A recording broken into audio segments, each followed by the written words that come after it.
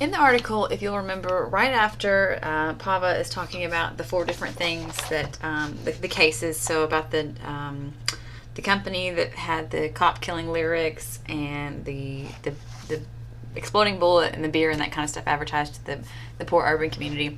He very briefly talks a little bit about covenant and contract ethics, and I want to spend some time talking about that because even though it's a small portion of the article, it is what I feel to be an important thing to talk about. So we all know what a contract is. We've all, at this point in your life, you've probably signed lots of contracts. You would have signed a mortgage for a house. You would have signed a contract to pay your car note. Contracts is the same thing as a lease for a rent for an apartment or anything, right? So it's a written contract that is enforceable by law. And you do not do more than you agree to do, right? So when you sign that lease, which is a contract with your apartment complex, you're not going to suddenly start paying more per month just because, hey, you think the company needs the money. Or they're not going to suddenly start paying for utilities if they hadn't agreed to that to begin with. So companies that are engaged in contracts only do the bare minimum, what they're legally required to do, and no more. In a covenant, however, it is a voluntary relationship. There's no paperwork or anything associated with this one. You can't enforce this by law, but it's a relationship, right? So the first one is legal, and the second one is more of a relationship. So it's the idea that we're going to work together, we're going to see this to the end, and we're going to do whatever we need to do to make sure that both parties are happy and that when possible, we go above and beyond to meet expectations. A covenant is a continual test of trustworthiness. So you are constantly engaged in this, and you might fail. You may be doing everything right, and your business partner that you're in this covenant relationship with may all of a sudden drop the ball, and they've lost some money, or a business deal fell through, or something's happened. You're not going to just end the relationship. You're not going to stop doing business with this person. You're going to pick yourself up, consider it a learning curve, and move on. Right? And a perfect example of this is marriage. Is marriage a contract or a covenant? Well, technically, we sign a contract, right? We have that legal contract. We sign that document. It gets turned in to the government. In America, you are legally not married until you have signed the marriage contract, right? The marriage license, which is basically a contract, right? But we treat it like a covenant. How would your marriage be different if you treated it strictly like a contract? I don't know if you're married or not, but if you think of someone you do know who's married, maybe your parents or grandparents or someone. I think of my husband and I, if I had put in that contract, every night you will take out the trash.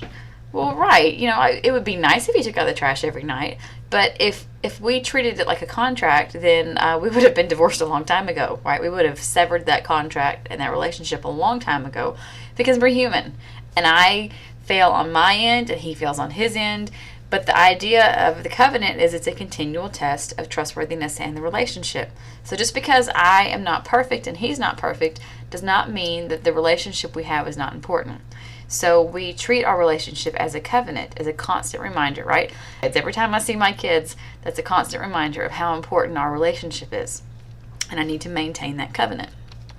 So here's just a really brief chart kind of showing you some of the differences between a contract and a covenant. Contract is very specific. It's about it's about activities. A covenant is about a relationship. You have a contract because you are suspicious of the other party, right? So I am going to have this contract because I don't trust you to do what you say you're going to do. So we're going to sign this contract so when you don't do it, now I can take you to court and sue you and get what I want in the end. You don't do that with a covenant, right? You engage in a covenant relationship because you want to have trust and you want to have a healthy relationship. A contract limits, a covenant nourishes. A contract punishes, and a covenant reconciles.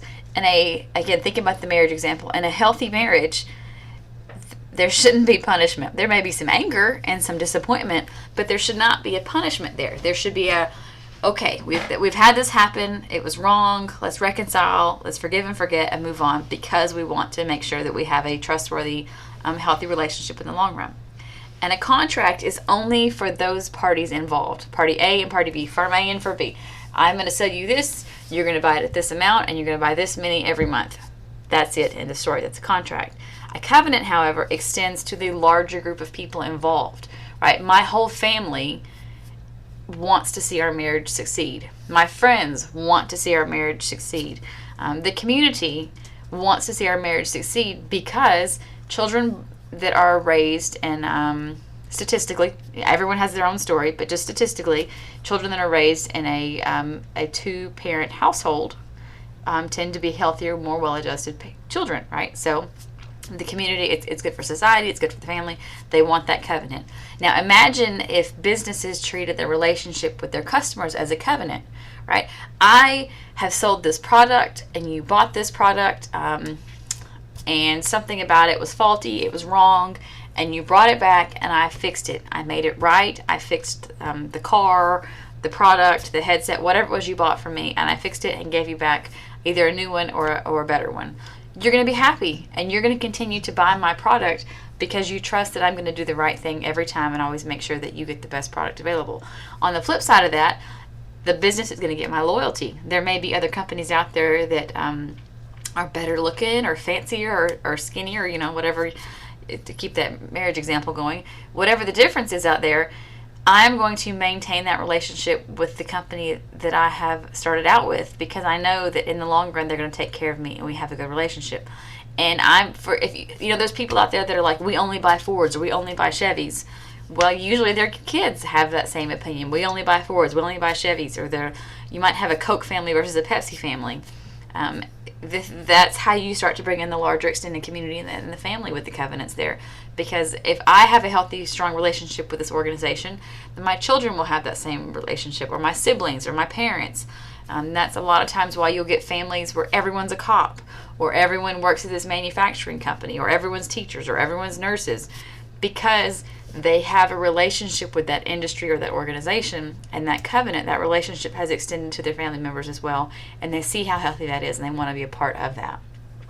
So just some examples for you between contracts and covenants, and this ties in with the Pava article, like I said, because he was talking about the fact that organizations that treat their relationship with their customer base as covenants and their society that they belong to as covenants are more likely to go beyond the letter of the law and to do what's right even in circumstances when they don't necessarily have to.